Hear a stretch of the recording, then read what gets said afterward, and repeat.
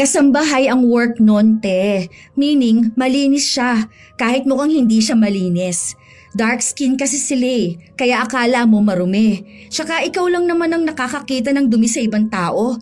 Tapos sarili mo, hindi mo naman makitaan. Bago mo sana unahin manghusga, magtanggal ka muna ng muta mo, te. Tabi nga dyan, ang bigat kaya nito.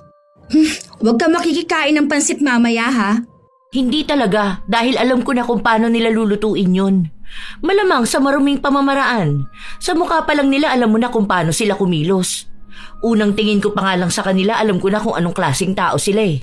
Hindi ka Diyos na lumalang sa mga tao para malaman mo kung anong klaseng tao sila. Kilalanin mo ng hustong iba bago ka humusga dahil tandaan mo, te, iba ka rin sa paningin nila pero hindi lahat ng tao nauunang husgahan ka. Yun sana ang tandaan mo. Sa hirap na pinagdaraanan ng bawat tao, wala tayong karapatan bigyan sila ng pangalan dahil lang sa tingin natin yun na sila. May dahilan kung bakit sila ganyan at hindi natin alam kung ano yun. Libre lang, maging mabait. Sadyang may mga tao na mapanghusga. Pinangungunahan ng salita ang pagkilala sa isang tao kahit na hindi pa naman nila ito kinikilala. Ganon ang pag-uugali ni Monica. Mas pinipili niyang husgahan agad ang ibang tao. Dahil sa ganong ugali, mararanasan niya ring maparusahan gamit ang itim na kapangyarihan. Magagawa pa kaya niyang makita ang pagkakamali niya o hahayaan na lang niyang sakupin siya ng kaparusahan na ipinataw sa kanya? Mayumi, tago mo yung cellphone mo. Hawakan mo ring maigi ang bag mo. Umayos ka ng upo. Usog ka rito, dali. Ha? Bakit naman, te? Anong meron? Wala namang gaanong tao. Wala ring sasakay. Yung naroon sa dulo. Ayun o, yung nasa likod ng driver. Mukha yang hindi mapagkakatiwalaan. Tingnan mo, mukhang adik. Grabe ka naman, te. Mukha naman siyang maayos na tao. Marumi lang yung suot niya dahil baka mamaya nagtatrabaho yan sa construction. Mukhang pagod nga rin siya, oh. Hindi naman siya mukhang adik. Ay basta, sundin mo na lang ang sinasabi ko. Baka mamaya bigla yang pumara tapos hablutin niyang cellphone mo. O kaya yung bag mo. Mahihirapan tayong habulin yan. Sundin mo na lang ako.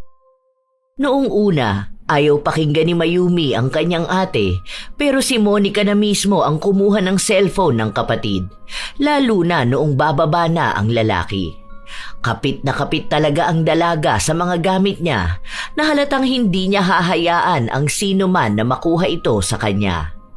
Noong nakababa na silang magkapatid, sa kanya ibinigay ang cellphone ni Mayumi. Nainis pa nga nung una si Mayumi, lalo na at may kausap siya nung mga sandaling kunin ng kanyang ate ang cellphone niya. Dalawa lang silang magkapatid, 5 taon ang agwat, pero magkasundo naman sa halos maraming bagay. Maliban na lang sa naiibang pag-uugali ni Monica na halos lahat ng tao sa paligid niya ay pinaghihinalaan niya. Yun din ang ugali na pinapabago sa kanya ng kapatid. Si ate naman, para kang ewan dyan. Para kang praning sa lahat ng tao. O ano, na-scam ka na ba? Parang iisang mukha lang kasi nakikita mo sa mga tao palaging masama. Nag-iingat lang ako, no? Alam mo naman ang mga tao sa paligid natin. Aminin mo man sa hindi, kahit na sino pwedeng gumawa ng krimen. Kaya gusto ko rin kayong iiwas sa kapahamakan. Lalo na ikaw, parang halos lahat ng tao pinagkakatiwalaan mo. Naghihinala din naman ako sa iba pero hindi naman ganyan sa ginagawa mo na lahat talaga as in ha. Pero ikaw, kahit saan ka magpunta lahat ng tao, hinuhusgahan mo na agad. Makita mo lang na may mali yun na agad sila. Makita mo lang na kakaiba, may masasabi ka na. Hindi to masama, lalo na kumpara to sa pag-iingat natin.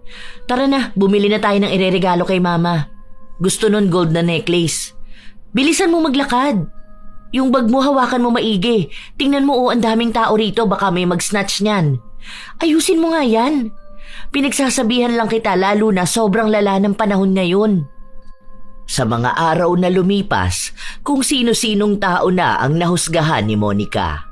Kakilala man niya o hindi, Nagtatrabaho siya sa isang malaking kumpanya at kahit na ganon, wala siyang nagiging kaibigan dahil ayaw niyang kumilala ng iba. At mas lalong ayaw niyang magtiwala sa kanila. Isang araw, napansin niyang may bagong lipat sa kanila. Sino na naman kaya yan, ano? Baka mamaya killer yan. Kumbaga nagtago lang dito. Pwede kasi yung ganun eh. Killer sa QC magtatago? Te, kapag killer sa probinsya yan dapat magtago para walang gaanong tao. At walang gaanong access sa social media. Walang nakakakita sa kanila. Nagtago ka pa kung doon ka pupunta sa madaling puntahan. Ano ka ba? Wala naman sigurong tanga na kriminal, ano? Pwede pa rin naman talaga. Baka bagong labas lang sa kulungan. Tingnan mo nga yung lalaki. Sobrang payat. Baka adik pa yan. Yung babae, okay naman, medyo bata pa. Feeling ko kasing edad ko lang yun o mas matanda sa akin, ganun. Pero parang medyo may something din eh. Duda ko sa dalawa na yan. O ano, kapag payat, adik na? Hindi ba pwedeng may sakit lang siya? Hindi naman sa ganun. Kasi, ayan o, tingnan mo siya. Kaya doble ingat ha. Lagi magsasarado ng pinto. Ikaw, tanga ka pa naman. Kapag umuwi ka, hindi ka nagsasarado agad. Minsan bukas pa yung bintana mo. Hindi naman siguro yan papasok sa bahay, no? Sa dami ba naman ng CCTV na pinalagay mo, te? Kahit lamok, makikita mo ilan yung pumasok. Saka, ilan na lang yung nakalabas ng buhay. Okay mo naman? Nag-iingat lang. Pwede naman kasi tayong mag-ingat na walang kasamang panghuhusga, no? Kawawa naman yung tao. Mamaya lumipat lang sila dito dahil kailangan nila ng maayos na bahay. Malay mo naman kaya siya ganyan. Kasi may pinagdaraanan.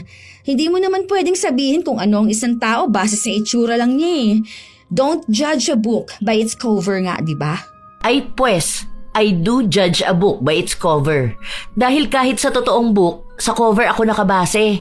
Pues din, hindi lahat ng panghihinala mo ay totoo. Yung manong nga na nagbebenta ng ice cream sabi mo noon na nangunguha yun ng bata tapos nagbebenta ng kidney. O kita mo, hanggang ngayon nagbebenta pa rin ha. Tapos nakita natin siya nung graduation ng anak niya. Mali-mali ka lang ng pagkilala sa isang tao, no? Tigilan mo yan, te.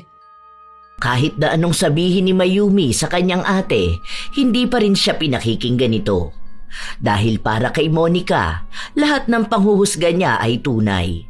Hindi naman niya huhusgahan ng isang tao kung hindi niya ramdam na masama ito.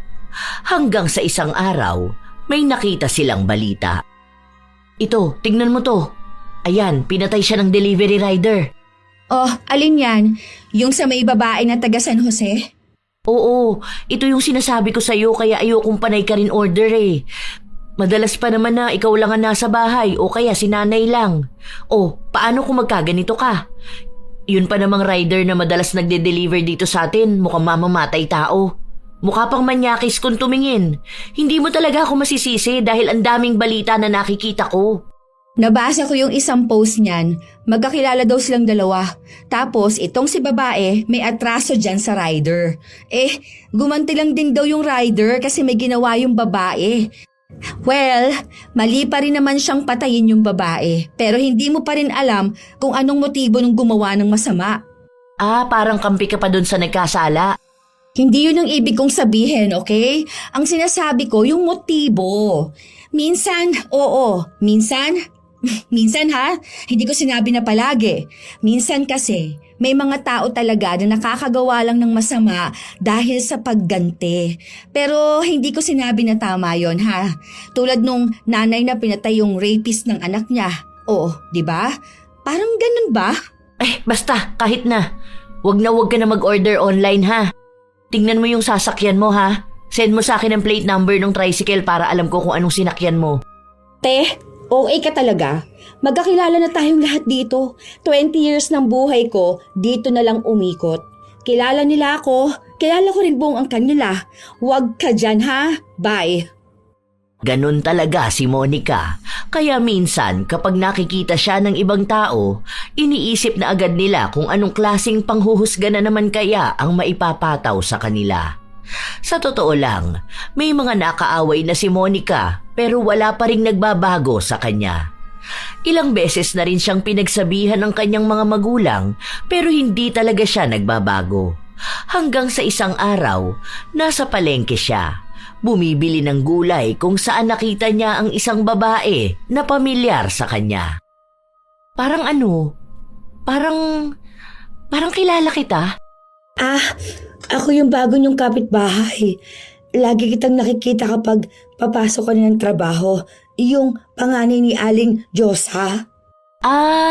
Kaya pala parang nakita na kita. Kasama mo yung lalaki na payat? Ano mo yun? Asawa ko. Oh, asawa mo yun? Kumusta naman ang age gap?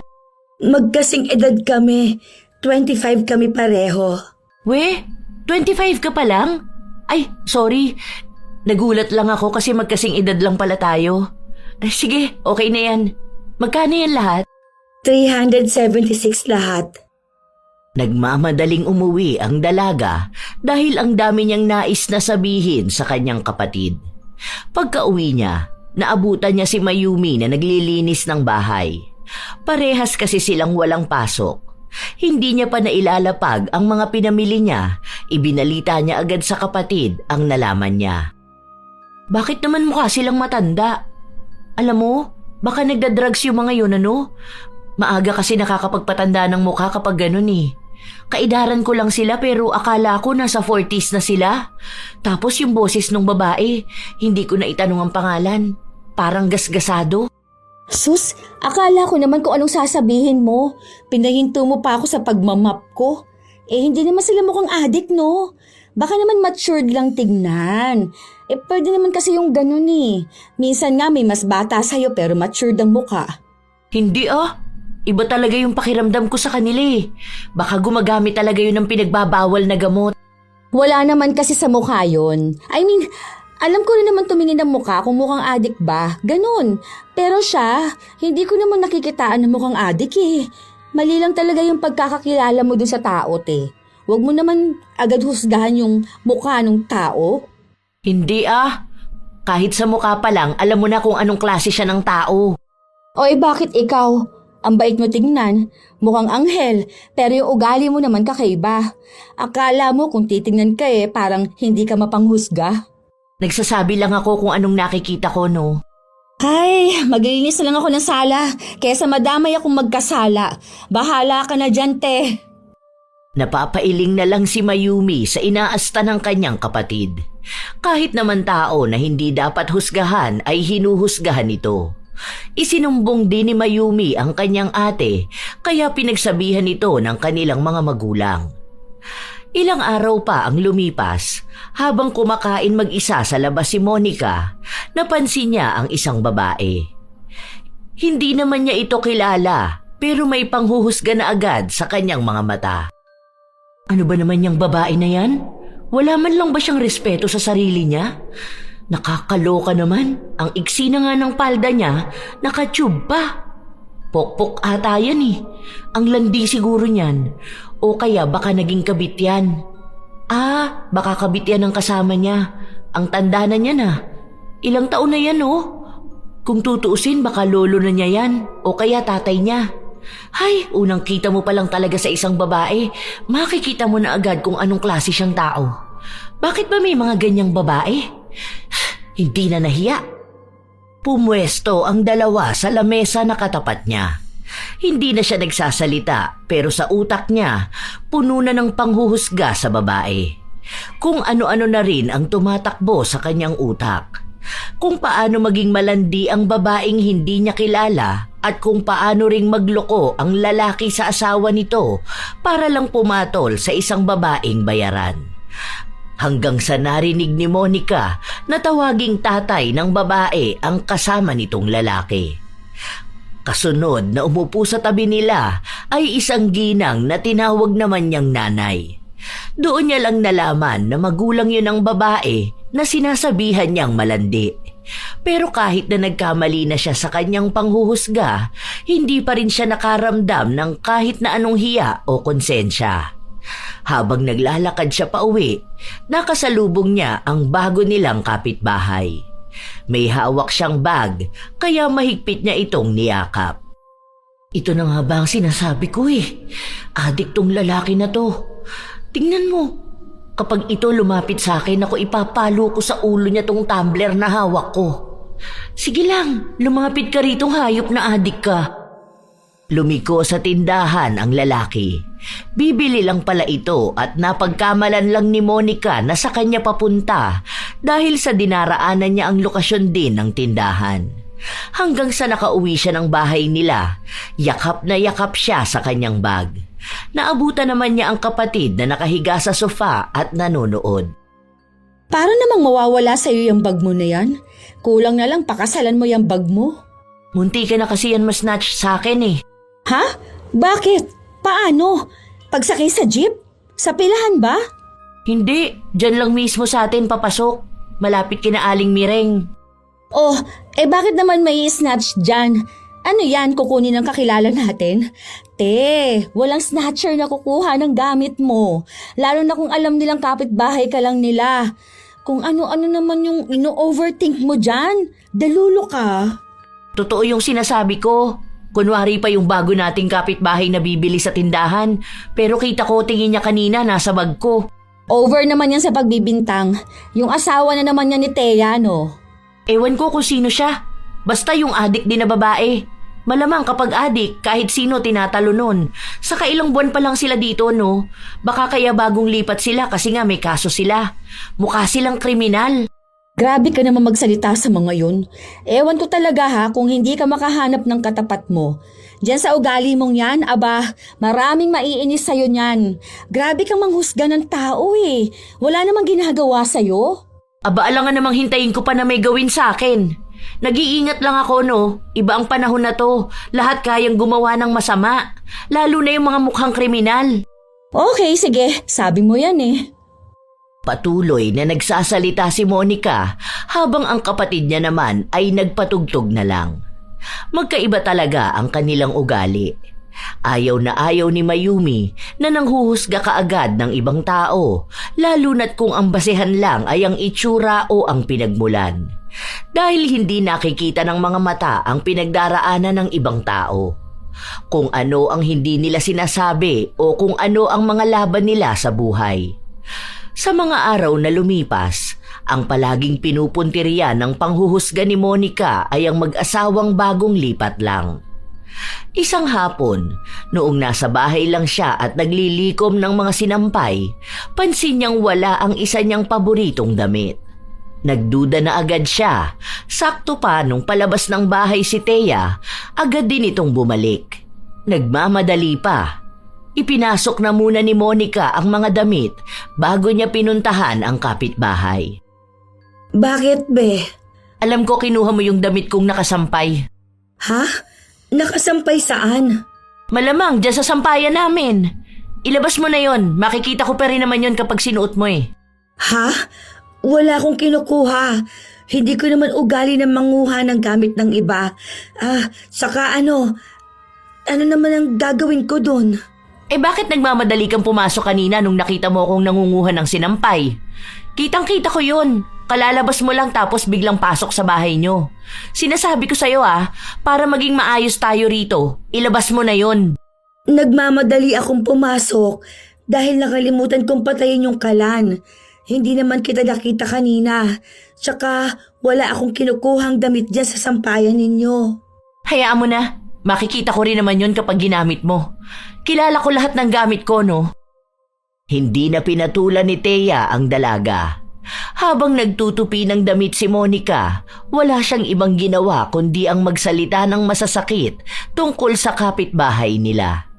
Kinutyanan niya ang lahat dito, sa pisikal na itsura, hanggang sa klase ng bahay nila, ang itsura ng asawa, maging ang trabaho nito.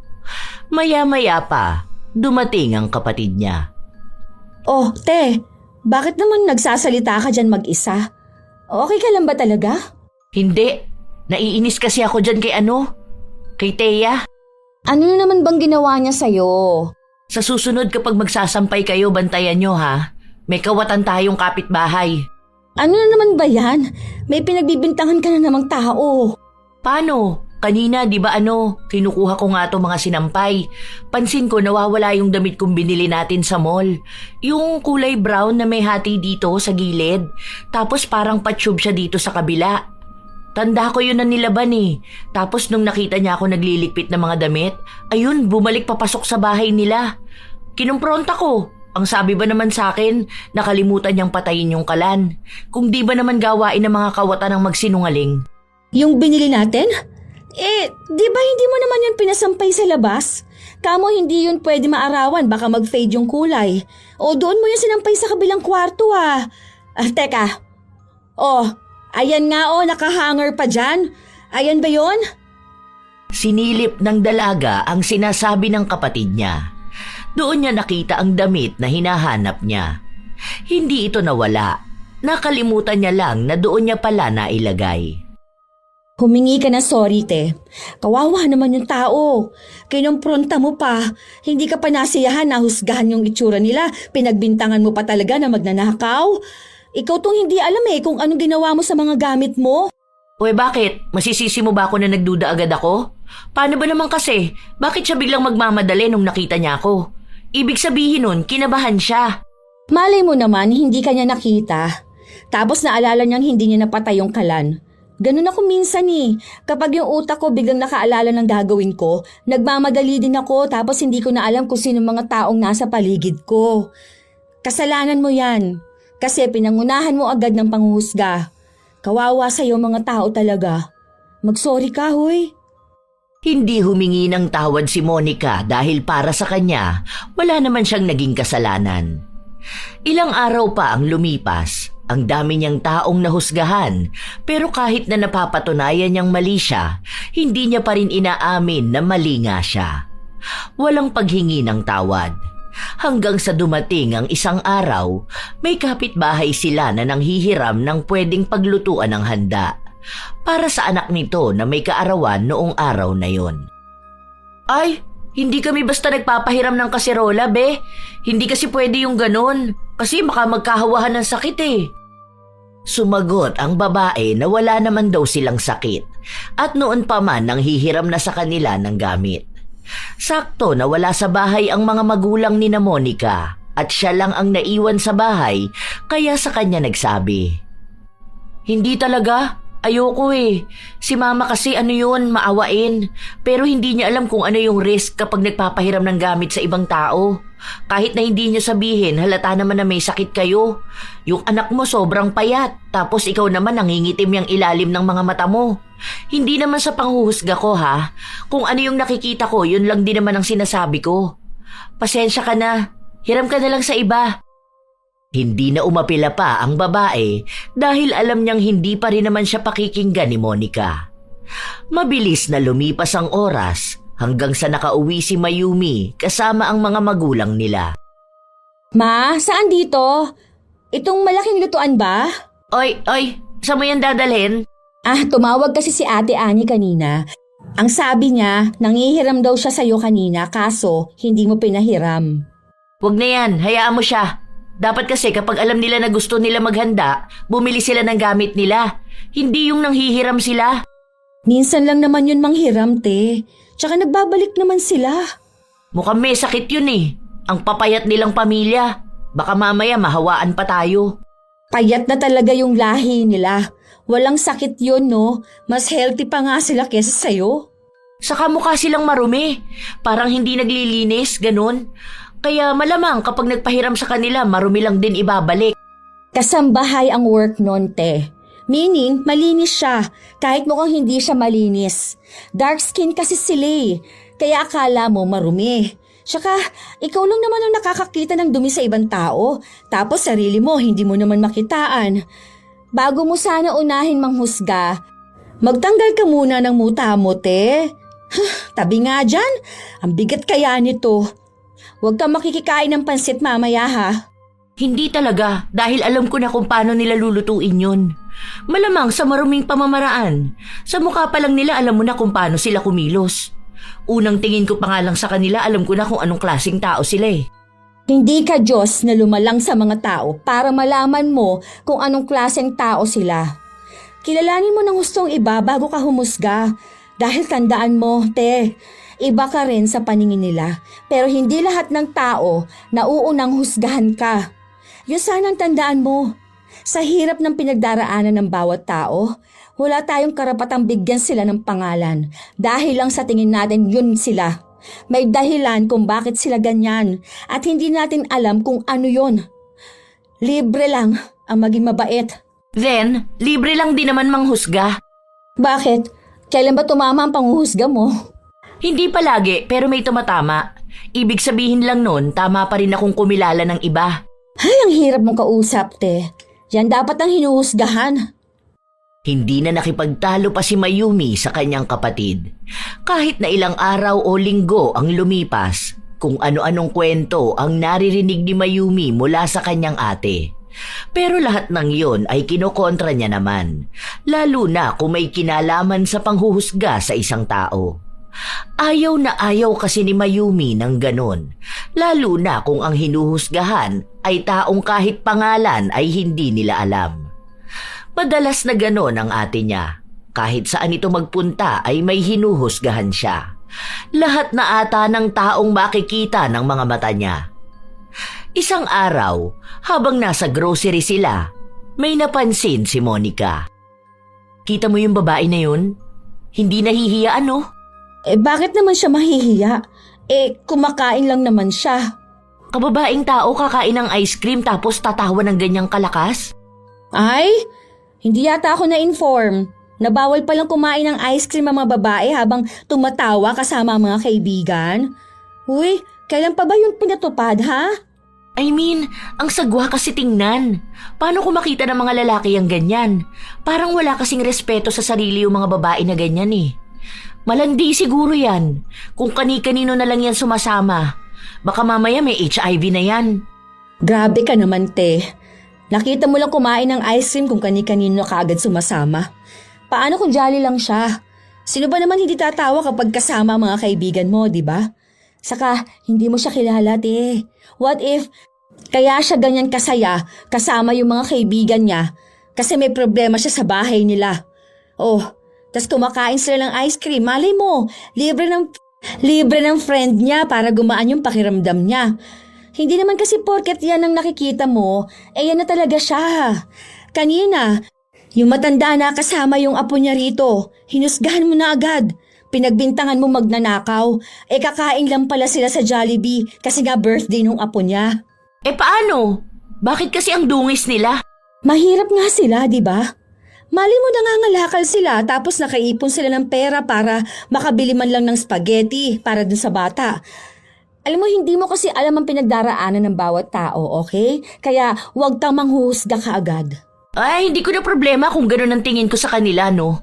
Bakit kasi hindi nila ayusin ang sarili nila? Ay, sino ka naman dyan? Hindi nila pwedeng baguhin ang sarili nila base lang sa itsura na gusto mo na makita. Hindi pwedeng maging people pleaser lahat ng tao. Ay, kasi wala naman sila mahihita sa iyo eh. Hindi ikaw ang dapat pasayahin nila, kundi yung sarili nila. Suotin nila yung tingin nilang maganda sila, hindi yung tingin mong maganda para sa kanila. Buhay nila yun, te. Hindi mo buhay, okay? Umirap lang si Monica bago siya nagpatuloy sa pila. Pero maging ang cashier ay hindi nakaligtas sa kanya.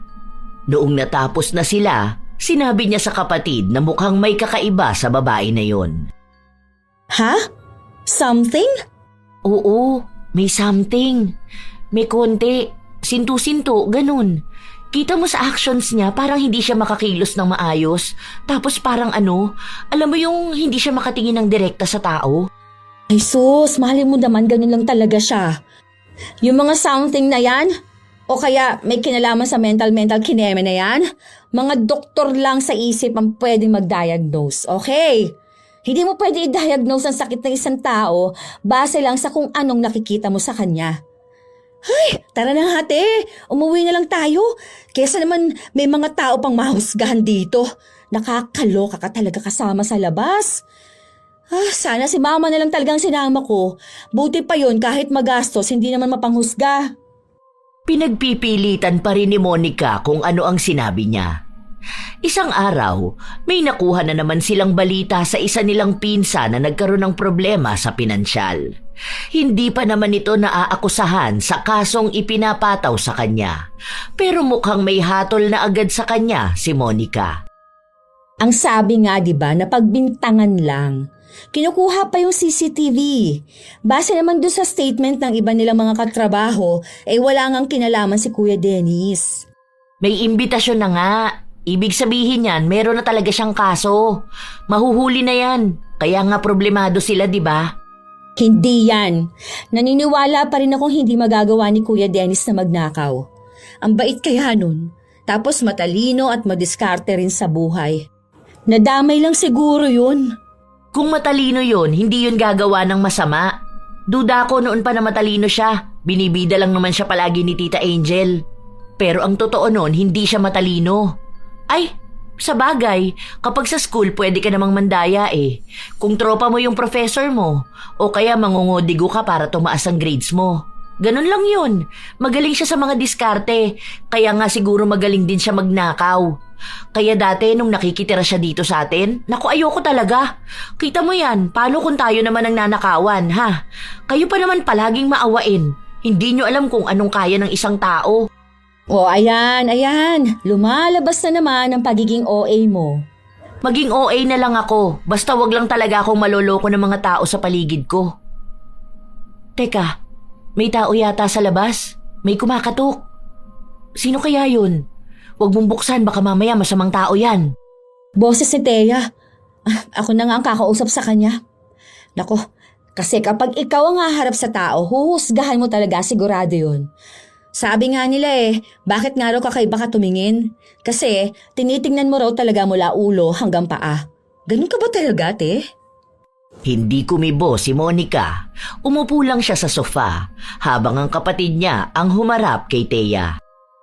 O, te, bakit? May kailangan ka ba? Meron kasi akong ito, sinalihan ko to. Ano siya? Work to rin siya sa mga promo, ganun. Gusto mo bang bumili? Promo, saan yan? Sa salon. Diyan lang sa Prumsi Beauty Salon. Ah, dyan sa bayan. Paano ba yan? Magkano naman to? Bale, yan? Bibilhin mo yan tapos ipapakita mo sa kanila doon. Kapag magpapariban ka, may 30% off tapos may free manicure. Tapos may iba pang mga off at free dyan. Bale, bibilhin mo lang siya ng $199. Hanggang ngayon na lang kasi ang promo niyan Kahit iscan mo yung QR, lalabas yan. Ah, so sa halagang $199, marami akong ma-avail na off at free? Lahat to pwede? Hanggang kailan naman tong promo nila na to? 3 years validity niya. Tapos lahat yan pwede mo i-avail o kaya ng kasama mo. Basta hawak mo yung papel na yan ha. Kung gusto mo lang naman, paubos na kasi yung hawak ko. 2 na lang Baka gusto rin ng ate mo. Sus! Wag yan. Alam ko yung mga ganyan. Laganap talaga ang mga scammer. Hindi naman yan scam. Kahit tanungin mo si Ana, nag-avail siya niyan kaya bagong revamp siya ngayon. Tapos ang free na kinuha niya yung sa eyelash extensions. Ah, ito pala yung sinasabi niya sa akin na promo na hindi ko maintindihan. Sabi niya, nag-avail nga siya ng promo. Utu-utu ka talaga kahit kailan, ano? Taktika na nila yan. May isa kunwari na totoo yung promo, then sunod naman lalapitan ka na nung kasama niya na magbebenta. Hanggang sa mascam ka na. Tigilan mo yan, Mayumi. Hindi naman ako scammer. Be, kahit na anong sabihin mo, mukha ka talagang scammer. Huwag lang sana sasama ang loob mo sa mga sinasabi ko sa'yo, ha? Kasi totoo talaga, mukha kang scammer. Ganito na talaga ang mukha ko. Pero hindi naman ibig sabihin nun, masama na akong tao. Ni wala pa nga akong nagagawang mali sa'yo. Ay ano, alangan namang hihintayin ko pa na may magawa kang mali sa akin o sa pamilya ko? Isoli mo yan, Mayumi. Nagpapapaniwala ka dyan. Kaya ayoko nagtitiwala sa ibang tao Hindi na, sayang naman to. Alam ko naman na totoo to. Tsaka pera ko naman ang ipambibili ko, te. Ah, talagang hindi ka na nakikinig sa akin. Kung scam man yang bigay kong promo, malapit lang ang bahay namin, no? Pwede mo akong sugurin tapos singilin mo ako ng 3 beses na presyo niyan. 3 beses? Ni wala kang ang pera? Mukha bang mapera ka sa lagay na yan, ha? Ano bang itsura ng mapera para sa'yo? Maayos, malinis manamit, maraming alahas na suot, maganda. Sa bagay, kung malaki naman ang maskam mo dyan o kaya yung masnatch ng asawa mo, ayun, baka nga may maibalik kayo. Hindi snatcher ang asawa ko. Yan din ang sabi ng mga magnanakaw. Te, ano ba yan? Nakakahiya ka naman masyado. Para kang ano dyan? Hoy, Teya, sorry ah. Ay, teka, kunin ko na to. Salamat. Salamat din. Basta kapag scam yan, puntahan mo lang ako sa bahay. Sana alam din ng ate mo kung paano magpreno ng bibig niya. Matuto rin siya maging makilati sa tao. Hindi yung kung ano lang ang paniniwala niya, yun lang din ang nakikita niya. Madaling malinlang kung ang mga mata lang ang basehan ng katotohanan para sa kanya. Baka yung akala niyang mabuti ang masama dahil lang sa maganda sa paningin niya. Matapos yung sabihin ni Thea ay agad na rin siyang umalis. Doon natuloy ang pagtatalo ng magkapatid. Pinagpipilitan ni Monica na tama lang ang ginawa niya at dinadaan lang ni Thea sa awa ang lahat dahil alam niyang maawain si Mayumi. Habang si Mayumi naman, sinasabi na hindi niya dapat sinasabihan ng ganon ng ibang tao at patutunayan niyang hindi man loloko si Thea. Ginawa nga yon ni Mayumi. Wala pa naman siyang balak magpaayos ng buhok, pero ginawa niya yon para maipakita sa kanyang kapatid na tama lang ang desisyon niyang bumili ng inaalok ng kapitbahay nila. Noong natapos na si Mayumi, umuwi agad siya habang ang ate niya naman ay nasa sala lang. O ano, tama ako, di ba? Sabi sa'yo eh. Hindi ka pwedeng manghusga ng ibang tao. Di goods lang. At least hindi ka mapapahiya sa akin kapag tinawag kitang uto-uto, di ba? Yan na yun. Ganyan lang ang attitude na ipapakita mo sa akin, te. Hoy, seryoso ka na ba? Ano? Walang sorry? Walang nagkamali nga ako ng pagkakakilala kay Thea? Diyos ko po. Wala kang sasabihin sa akin na ganun? Wala. Bakit ko naman sasabihin yun? Ay, sana talaga makatapat ka ng taong magpaparealize sa'yo na mali ka kumilala ng tao. Si Mayumi na lang ang humingi ng tawad sa kanilang kapitbahay. Ipinaliwanag niya kung ano ang ugali ng kanyang ate na maging sila ay hindi rin gusto. Alam mo, mahihirapan siya makahanap ng taong magiging totoo sa kanya. Ako, hindi ko naman sinabing mabait ako o banal ako.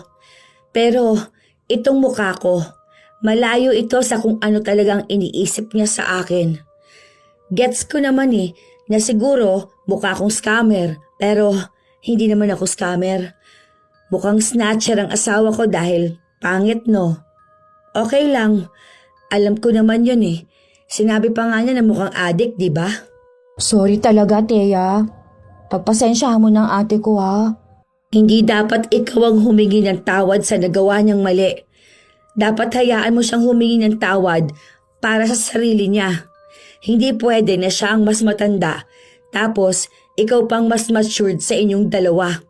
Kasi kung hindi lang ako ang ginaganito niya, paano na lang yan kung makatapat siya ng taong mas mataas sa kanya, pero hindi lang halata. Alam mo, maraming ganyang tao.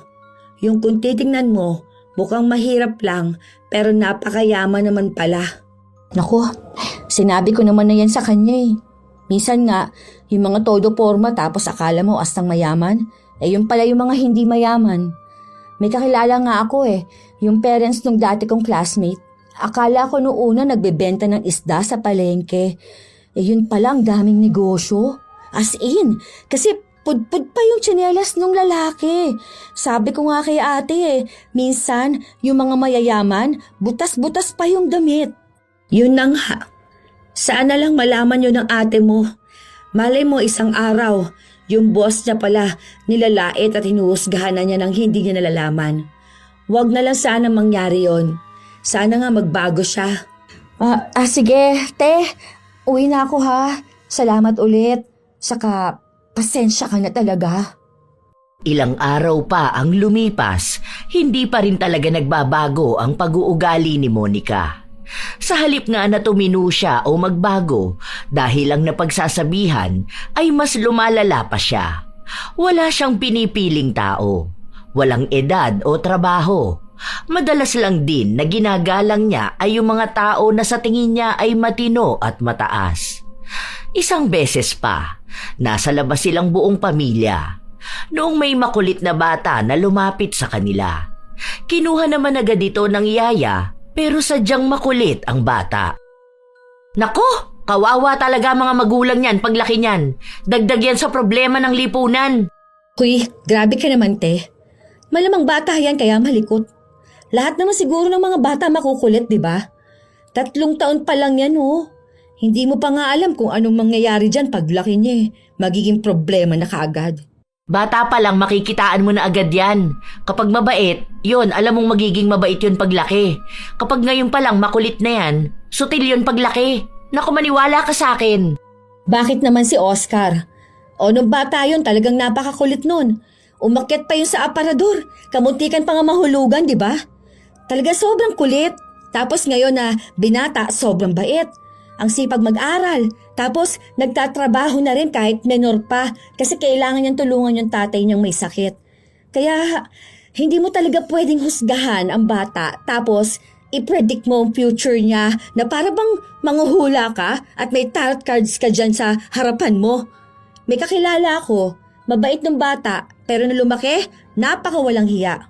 Pero karamihan ganun sa sinasabi ko. May tinatawag kasi dyan na character development, te. Iba yung environment at isip ng bata pa sila. Iba naman nung nakakahalubilo na sila ng ibang tao. So, kung ano yung nakikita natin ngayon, pwedeng iba na sila sa susunod. Kapag matanda na, di ba, nagbabago rin ang ugali. Kumbaga, kung ano lang 2 years ago, pwedeng hindi ka nakatulad nun ngayon. Ikaw lang naman ang walang pagbabago, te. Sobrang consistent mo sa pagiging mapanghusga. Tapos, sure ako ang mga magulang niyan walang time sa kanya. Kumuha ba naman sila ng yaya eh? Buhay na nila yan, te. Hindi mo na dapat idagdag yan sa problema mo. Kaya kapag lumalabas, kung maaari sana, hindi ka kasama. Nakaka-stress ka kasi kasama, sa totoo lang. Isa pa yung mga estudyante na yon. Gumagala talaga sila ng ganitong oras? Halatang walang mararating sa buhay. Dapat umuwi na yan sa bahay nila. Kumakain lang sila, te. Malay mo break time nila.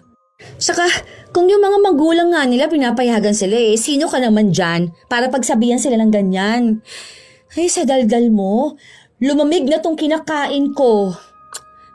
Tatapusin ko na to nang makauwi na. Baka mamaya mapaaway pa ako rito. Habang kumakain sila, panay pa rin ang daldal ni Monica. Kung sinong tao ang daraan sa harapan nila, may masasabi siya. May nakikita siyang may mga kapansanan hanggang sa nakita niya ang isang lalaki. Nakasuot ito ng puting damit na may maliliit na butas, kupas ang pantalon at nakasuot lang ng tsinelas. Ang dumi naman ng paa niyan. Dapat hindi na yan pinapapasok dito. Mayaman yan. Mayaman, ganyan ang itsura? O ano bang itsura ng mayaman? Yung maganda ang suot. Branded. Yan, mukhang pulubi. Grabe ka naman sa pulube. May-ari yan ng grocery. Yung doon sa tabi ng bilihan ng cat food. Ganyan lang talaga yung manamit. Nung nakaraan, kasabay namin yan. Bumili yan ng laptop na tig 100,000 plus. Tapos yung CCTV na mahal din. Basta nagbayad siya nun, cash pa nga. Tigi 1,000 yun ha? Sus, imbento ka na naman. Kapag mayayaman, card gamit pambayad. Yung kakilala ko ganun. Ang ganda ng suot niya lagi. Ang ganda ng kotse niya. Mamahalin din yung relo niya tapos ang daming gold sa katawan. Ganon ang totoong mayaman. Hindi naman kasi lahat ng mayaman nagpapakita ng yaman, no? Yung iba, mas komportable kapag simple lang. Saka, kung totoong marunong kang tumingin, yung relo niya na suot mahal kaya yan. Baka naman imitation lang yan. Baka napulot niya, tapos sinuot niya kahit hindi gumagana. Hindi natapos ang pagtatalo ng magkapatid hanggang sa nagpatuloy silang gumala. Kung sino-sino na lang din ang hinuhusgahan ni Monica. Para bang wala ng ibang ginawang tama ang mga tao sa paligid niya. Ilang sandali pa, tumigil sila sa isang pwesto kung saan naroon ang gustong laptop ni Monica. Kapag ako talaga yumaman, bibiling ko kaagad yan. Ang mahal niyan. Grabe specs kasi niyan eh. Bagong labas yan, nasa 170k yan. Ngayon siguro medyo bumaba kahit 10k. Pangarap ko talaga yan. Habang pinagpapantasyahan ng dalaga ang pangarap niyang laptop, kinuha ito ng lalaki na kaninang hinusgahan niyang pulubi. At kitang-kita mismo ng mga mata niyang binili ito. Nakaramdam siya ng hiya pero hindi niya pinahalata sa kapatid. Umalis na rin agad siya.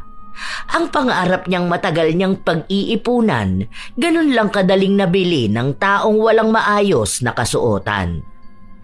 Linggo na ang lumipas. Nasa bahay si Monica. 3 araw silang walang pasok sa trabaho, kaya nasa bahay lang siya kasama ang pamilya. Te, pwede ba ako makisuyo? Ano na naman ba yun? Bili mo naman ako ng diaper. Anong gagawin mo sa diaper? Kapag malakas ang mens ko kasi, hindi to kaya ng napkin lang. Nakalimutan kong bumili sa grocery nung malaking napkin. Kaya sige na, bilisan mo na ate ha. Oo na. Ito na nga eh. Yung large ate ha. Tapos paabot na rin ako ng gunting para guntingin ko yung gilid. Thanks! Walang ganang lumabas ang dalaga pero siya lang naman ang pwedeng lumabas. Habang nasa tindahan siya, saka naman dumating si Thea kasama ang asawa niya. Sakto noon na inilapag ni Monica ang kanyang pitaka. Noong kukunin na niya, hindi na niya makita sa pinaglapagan niya. Yung wallet ko, ilabas niyo na yun. Wallet? Anong gagawin namin sa wallet mo? Huwag ka na magpanggap, tayo lang ang nandito. Kayong dalawa lang ang lumapit sa akin. Grabe, lantaran naman ang pagiging kawatan yung mag-asawa. Ano, ipangtitira nyo lang yan? Hindi kami adik. Yan din ang sabi ng iba pero natokhang naman. Ilabas nyo na yan. Kung hindi, magkakabaranggayan talaga tayo. Ewan ko na lang kung hindi lumabas lahat ng kaso na pinagtataguan nyo. Mukha ba kaming kriminal? Tinanong mo ba talaga? Wala kaming kinukuha sa'yo. Tigilan mo na nga yung pagbibintang mo. Hindi kami magnanakaw. Sa aura nyo pa lang ramdam ko ng mga kawatan kayo. Ganyang itsura sa asawa mo yung mabibilis ang kamay sa kubaw. Tapos ikaw, kasabwat ka. Para kunwari, bibili ka kaya hindi ko mamamalayan na nawawala na pala ako ng gamit. Ilabas nyo na yon. Sinasabi ko sa inyo. Malaking pera laman nun. Kung ayaw nyo ng gulo, umayos kayong dalawa. Patang-pata na kayo, oh. Halata na lobat na kayo. Kaya magnanakaw na lang kayo para ano? Para makabili ng drugs nyo? Hindi ko gusto yung mga pinagsasabi mo. Wala akong pakialam. Mas hindi ko gusto yung pagiging magnanakaw nyo. Wala kaming ninakaw. Hindi kami adik. Hindi kami masamang tao. Ganito na talaga ang mukha namin pero hindi ibig sabihin nun, ganun kami sa iniisip mo. Mas masama nga pa nga ugali mo eh. Maganda nga yung suot mo, malinis yung balat mo, ang ganda mo. Pero yung ugali mo, ang palpak. Hindi ka nga adik sa droga, pero adik ka naman manghusga. Galit na galit si Monica. Maraming masasakit na salita siyang sinabi sa mag-asawa. Namura niya nga rin ang mga ito, pero hindi siya pinatulan ng dalawa. Sa halip ay umalis na lang sila. Umuwi muna si Monica dahil ibibigay niya sa kapatid niya ang pinamili niya. Magpapasama rin siya sa barangay para ipatawag ang mag-asawa na kumuha ng pitaka niya. Pero paglabas ni Mayumi ng banyo, bit-bit nito ang pitaka na nawawala sa kanya. Saan mo nakuha yan? Ay, nagulat nga ako eh. Andoon sa plastic na inabot mo sa akin. Nawawala yan kanina eh. Kinuha ng mag-asawa. Tingnan ko nga kung may laman pa. Kumpleto naman ang pera ko. Sino mag-asawa? Teka, naku ha. Huwag mong sabihin si Thea. Buti naman na ibalik to. Siguro nilagay nila sa plastic para hindi ko sila kasuhan. Natakot sila, pinahiya ko ba naman sila doon sa tindahan eh. Te, nakakahiya ka naman. Sila ang nakakahiya. Mga adik, kaya nagnanakaw na lang sila sa kapwa nila. Hindi naman tama yung ganon, ano? Baka naman naipasok mo lang sa plastic nang hindi mo namamalayan. O tapos namahiya ka pa ng tao. Alam ko na yun ang ginawa nila, no? Natakot talaga sila sa akin. Nakita nilang palaban ako at hindi basta-basta magpapatalo. Palibasa talaga kapag mga adik, mga magnanakaw Napapailing na lang si Mayumi dahil sa ginawa ng kanyang ate. Sa mga araw na nagdaan, palagi pa ring nagkakaroon ng problema si Monica sa mag-asawa kahit na wala naman itong masamang ginagawa sa kanya. Para bang kahit na anong gawin ni Natea, nakikitaan niya ng mali. Isang araw, nagising na lang si Monica na ang dami niyang butlig-butlig sa mukha at katawan. Nagpunta siya ng ospital pero pamahid lang muna ang ibinigay sa kanya. Kasunod na araw, natuyo ang mga butlig pero nag-iwan ito ng maiitim na marka na nagpadumi sa kanyang katawan. Hindi lang yon ang problema niya dahil may kakaibang amoy ang lumalabas sa kanyang katawan. Kasabay pa na ang buhok niya ay naging buhaghag at kitang-kita ang malalaking balakubak. Nung pauwi siya sa trabaho, wala siyang masakyan kaya nag-book na lang siya ng motor. Pero nung pasakay na siya, sinabi ng driver na kanselahin na lang niya dahil mukhang hindi niya kayang isakay si Monica. Baka raw may nakakahawa itong sakit. Hindi naman nakakahawa tong sakit ko. Saka wala akong sakit, no? Ang kapal naman ng mukha mo. Masyado kang judgmental na tao. Ikaw nga amoy putok Saka halata sa mukha mo naman nyakis ka. Dapat di ka nalang magtrabaho ng ganito kung maarte ka. Buwisit to. Gusto ko lang naman makauwi. Hindi siya pinakinggan ng driver. Kaya wala siyang nagawa kundi ang sumakay ng jeep. Habang nakaupo siya, nakikita niya ang itsura ng mga taong kasakay niya. Lahat sila ay may mapanghusgang tingin. May pandidiri na para bang nakakahawa ang anumang nasa katawan niya. Anong tinitingin-tingin niyo dyan, ha? Ang papangit niyo naman. Ikaw, mukha kang may sayad. Tapos ikaw naman lalaki ka, akala mo ang gwapo mo mukha ka namang adik. Baka mamaya nakatingin ka sa akin kasi gusto mong isnatch yung kwintas ko. Ganyan talaga gawain ng mga magnanakaw. Nagalit ang mga tao na pinagtuturo niya. Muntikan pa nga siyang mapababa ng jeep. Ilang araw na ganon ang ginagawa niya. Halos parami ng parami ang nakakaaway niya, pati na rin sa trabaho nila. Isang araw dahil wala siyang pasok, mag-isa lang siya sa bahay. Maya-maya pa ay may kumatok sa pinto nila. Bakit? Anong kailangan mo? Naisip ko lang baka need mo to. May promo silang buy one take one Sa Derma to, para dyan sa mga dark spot mo. Ayoko nga. Alam ko na yung pang-scam mo na ganyan. Hindi mo ako maloloko, no? Kilala na kita. Alam ko karakas mong ganyan. At kailan naman ako ng scam? Sinong kilala mo na na-scam ko? Parang wala kasi ako matandaan. Ay nako, marami na. Pero hindi ko nasasabihin kung sino ang mga yun. Kahit na hindi naman nila sabihin na scam mo sila, kita ko naman sa'yo Magbebenta ka ng promo na yan. Bakit hindi mo gamitin sa sarili mo? Nang umayos ka naman tingnan. Para hindi ka na paghahalataan na adik. Kaya ganyan ang nangyayari sa'yo dahil ang sama ng ugali mo. Masama lang ang ugali ko kapag tama ang sinasabi ko. Takot ba naman ang mga tao sa katotohanan di ba?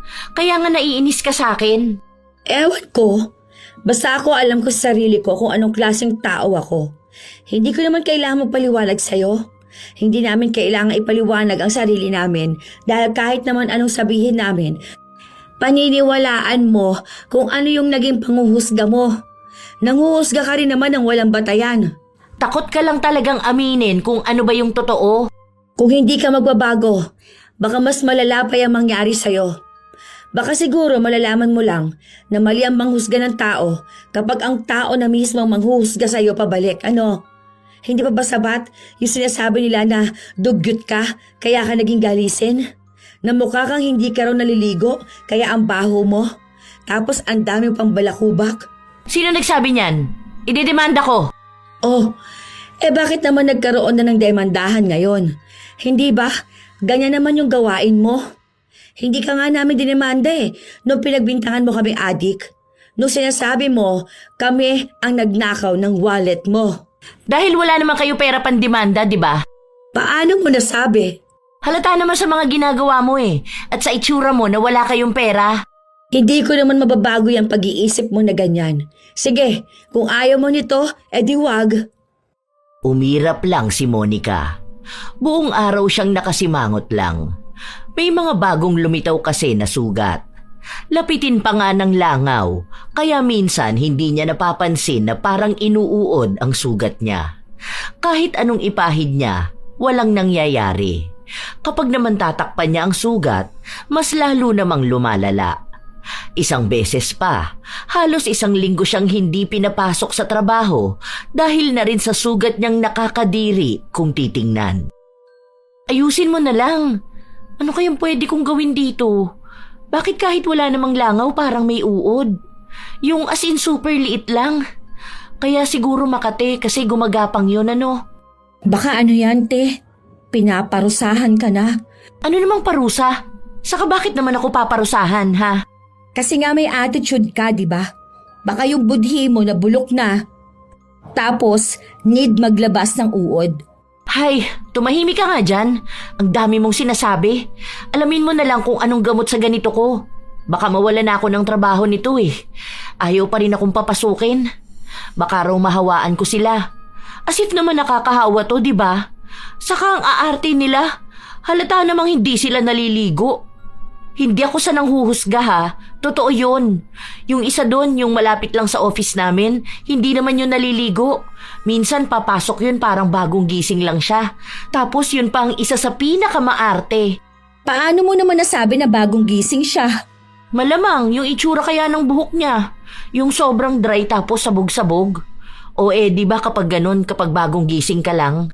Weh, si Kuya Ethan nga kahit anong ligo niya, ganun buhok niya eh. Kaya nga di ba, madalas siyang tinutukso noon nakababangon lang sa banig. Sus, baka ganun lang yung katrabaho mo. Minsan na kahit babae, kapag natuyo na yung buhok, mukhang bagong gising lagi Kasi buhaghag. Kaya hindi mo masasabi kung hindi ba naligo ang isang tao dahil lang sa itsura ng buhok niya. Yung iba nga kahit mukhang libagi naliligo naman araw-araw. Kasi parang may patsyang-patsyang sa balat nila. Tinanong mo pa ako kung hindi mo rin naman ako sasang-ayunan, ano? Para ma-educate kita. Hindi ako bobo. At hindi ko naman din sinabing bobo ka. Ay, umalis ka na nga sa kwarto ko. Naiinis lang ako sa'yo. Hindi mo naman nagagamot yung sugat ko. Gamutin mo muna ang pagiging mapanghusga mo. For sure, didinggin ni Lord ang prayers mo. Pero kung nag-pray kang gumaling, tapos yung ugali mo, ganyan pa rin. Nako, huwag ka nalang umasa. Pinagtulakan ng dalaga ang kanyang kapatid. Halos 1 buwan na rin ang lumipas, nawala na ng trabaho si Monica dahil hindi na siya pinapasok ng tuluyan. May ipon pa rin naman siya kaya walang problema kung usapang pinansyal. Ang iniisip na lang niya, paano nga ba niya magagamot ang mga sugat niyang palala ng palala?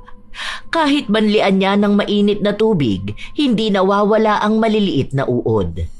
Isang umaga, nasa labas siya ng bahay at nagpapaaraw. Dalawa sila ni Mayumi.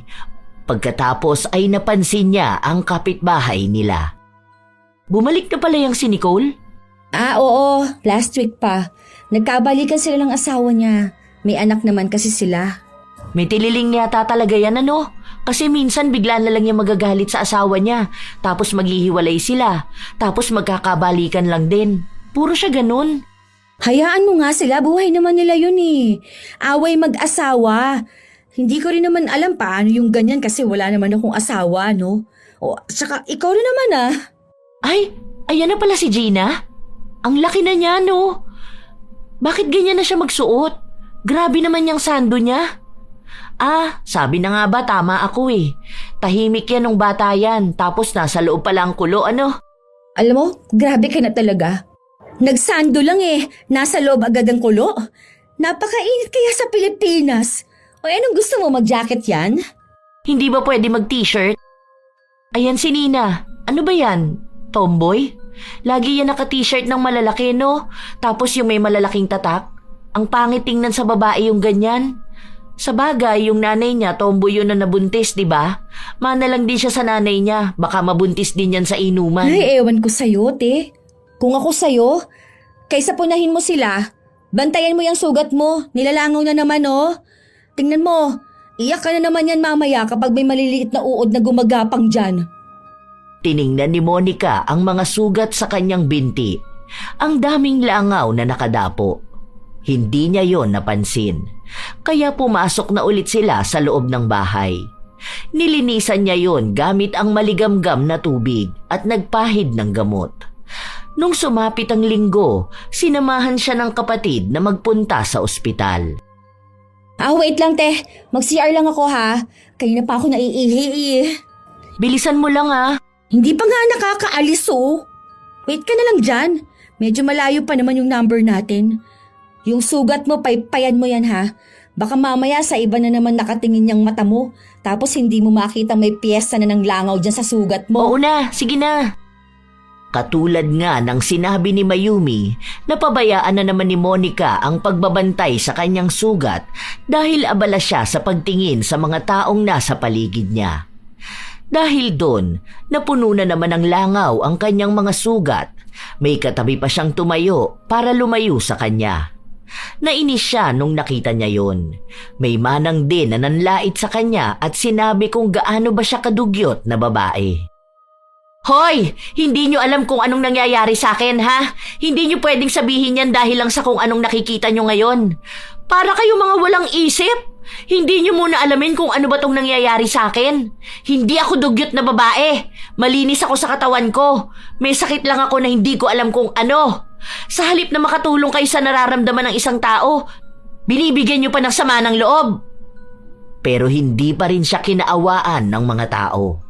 May nagsabi pa nga sa kanya na siguro ay hindi niya inaalagaan ng maayos ang kanyang sarili, kaya ganun na lang ang kinahantungan ng kanyang katawan. Hindi lang isang tao, kundi halos lahat ng naroon ay nagsalita ng masasakit sa kanya. Hindi na niya matiis kaya tumayo na siya at umalis. Doon niya nasalubong ang kapatid. Oh, bakit umalis ka naman sa pila? Malapit ka na ba? Ayoko na. Uwi na ako. Tara na, umuwi na lang tayo. Bakit? Ano ba kasi nangyari, hoy?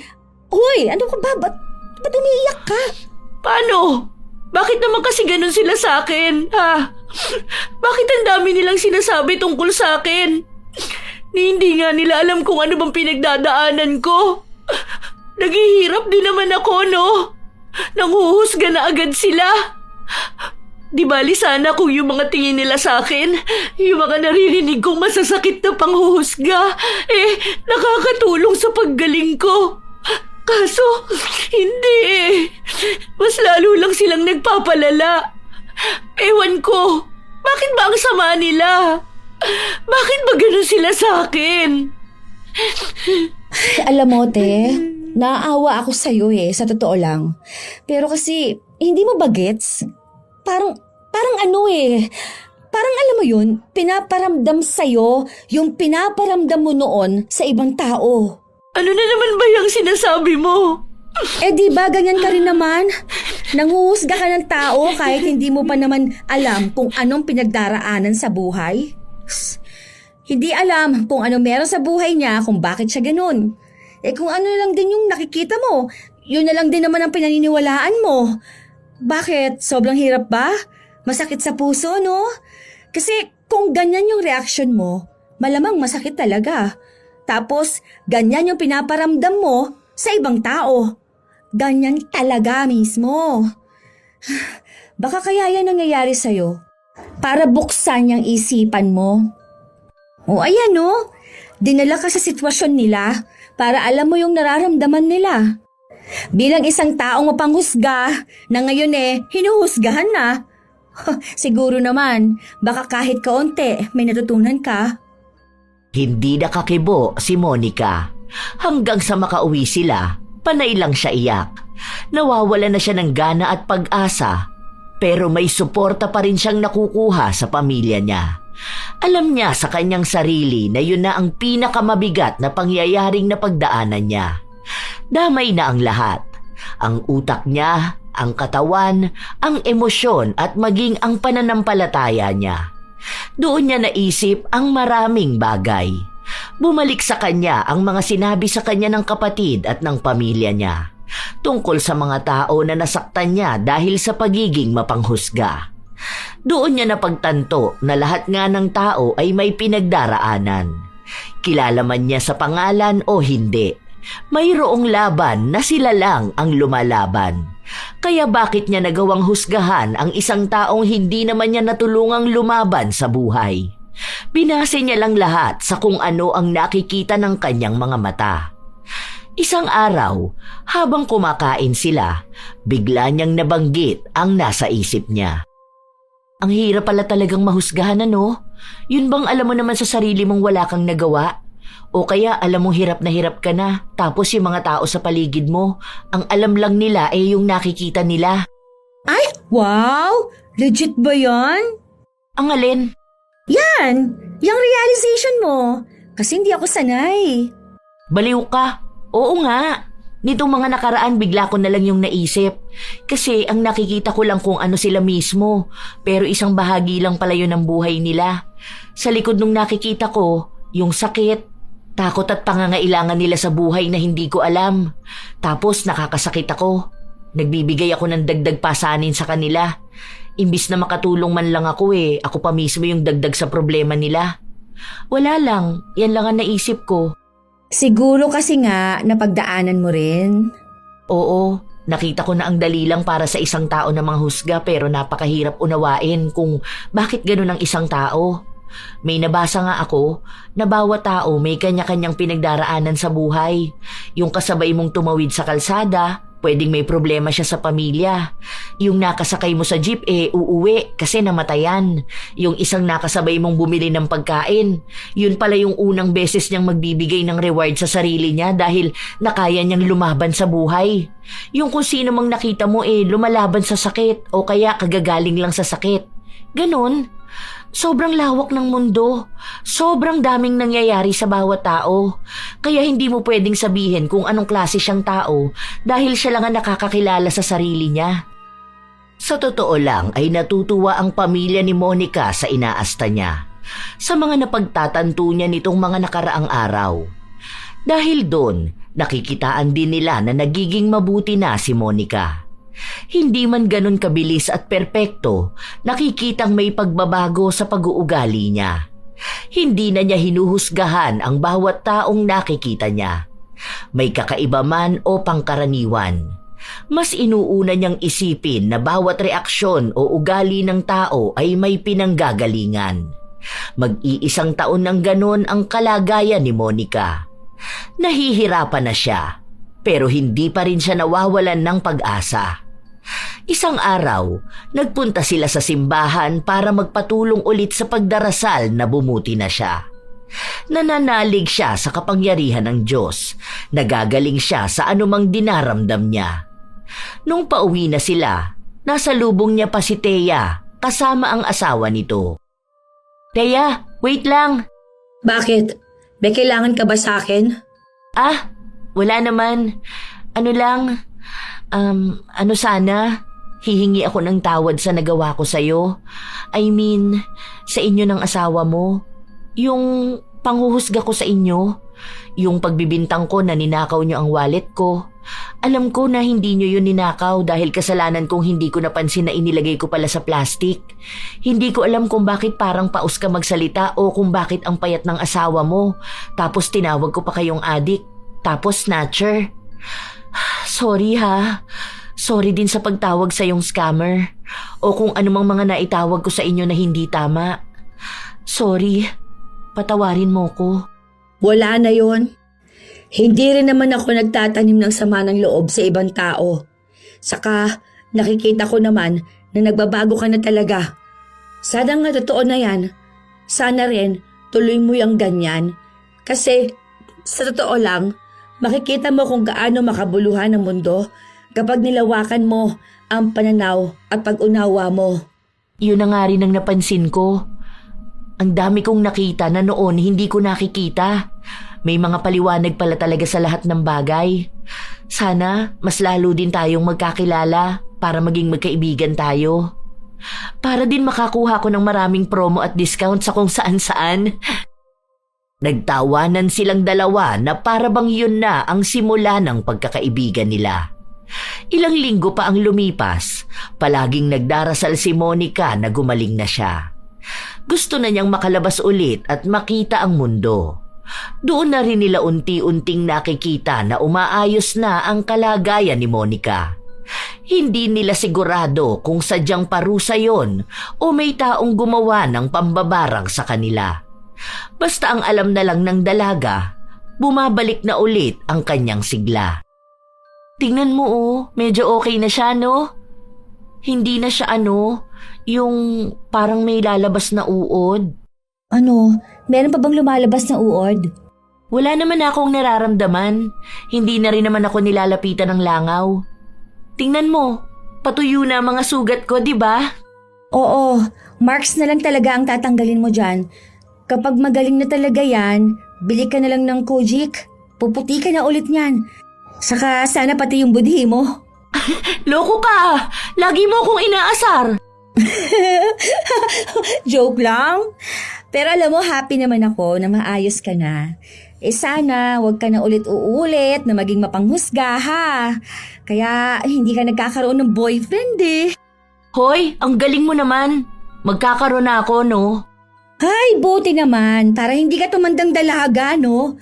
Nako, kapag ikaw tumanda kang dalaga, huhusgahan talaga kita na kaya ganon kasi masama ang ugali mo. Titingnan din pala natin kung makukuha ng anak mong ugali mong ganyan, halaka. Hindi na. Wala nang magiging mapanghusga sa pamilyang to. Siguro meron pa rin, pero slight lang. Doon na nagsimulang maghilom ang mga sugat ni Monica. Sa panahon ngayon, inaalagaan niya pa rin ang sarili niya para mawala na ang mga marka. Pumupusyaw naman na yon pero nakikita pa rin ang ilan. Pero wala na siyang ibang pinoproblema. Naging magkaibigan na rin silang dalawa ni Thea. Ang dami nilang napag-uusapan tungkol sa kung ano-anong mga bagay sa buhay nila. Naging magkakilala sila ng husto at doon lang din talaga naunawaan ni Monica ang mga panghuhusga na ginawa niya noon. Nakaramdam siya ng awa, kaya lagi siyang humihingi ng tawad kapag naaalala niya yon. Nagkaroon na rin ng bagong trabaho si Monica kung saan naging kasundo niya ang mga kasama niya. Doon niya rin nakilala ang lalaking naging nobyo niya. Si Mayumi naman, nakapagtapos na rin ng pag-aaral at mas lalo silang naging magkasundo na magkapatid. Minsan talaga, may mga tao na inuuna ang panghuhusga. Inaakala nila na kilala na nila ang isang tao base sa kung ano lang ang nakikita ng kanilang mga mata. Pero hindi nila alam kung ano ang masamang dulot nito, hindi lang sa kanila kundi maging sa taong hinusgahan nila. Tunay na lason ang panghuhusga. Bago magsimulang husgahan ng kapwa, unahin muna ang mag-isip. Hindi lahat ng tahimik ay may itinatago at hindi lahat ng kakaiba ay masama ang intensyon. Minsan, ang pinagmumula ng kakaibang kilos ay pagod, takot o sakit na hindi natin nakikita. Maging maingat sa pagbibigay ng opinyon. Hindi lahat ng iniisip natin ay kailangang sabihin at hindi lahat ng napapansin ay kailangang bigyan ng kahulugan. Ang pag-iingat ay iba sa panghuhusga. Maaari tayong maging mapagmatsyag ng hindi naninira at maging maingat ng hindi nanlalait. Ang tunay na talino ay marunong kumilatis ng sitwasyon, hindi agad humahatol sa pagkatao. Matutong makinig bago magdesisyon. Ang pakikinig ay pintuan ng pag-unawa. Kapag binigyan natin ng pagkakataon ng isang tao na magsalita, mas nagiging malinaw ang kabuuang kwento. Doon natin mauunawaan na may dahilan ng bawat kilos at may pinanggagalingan ang bawat pagkakamali. Hindi ito nangangahulugan na kinukonsinti ang mali, kundi binibigyan ng dignidad ang tao sa likod ng pagkakamali. Kapag puno ng hinala ang isip, nawawala ang kapayapaan ng puso. Ngunit kapag pinili ang pag-unawa, nagkakaroon ng katahimikan at mas magaan na pakikitungo sa kapwa. Tandaan na lang na hindi natin alam ang laban na pinagdadaanan ng bawat isa. Kaya mas mabuting maging mahinahon sa salita at mapagpakumbaba sa pagtingin. Ang mundo ay mas magiging magaan kung mas marami ang uunawa kaysa huhusga. Minsan talaga mga apo, hindi natin sinasadya na mauna ang panghuhusga kaysa sa pangunawa. Ngunit sana, huwag namang umabot sa punto na lagi na lang panghuhusga ang mas mananaig. Kayo ba mga apo, naging mapanghusga ba kayo agad? O may kilala kayo na katulad ni Monica? Kung gayon, maaari niyong ibahagi yan sa amin kasama na rin ang inyong opinyon sa ating kwento. Naway may aral kayong natutunan. Ito ang inyong Lola Telang at maraming salamat sa palagi ninyong pakikinig mga apo.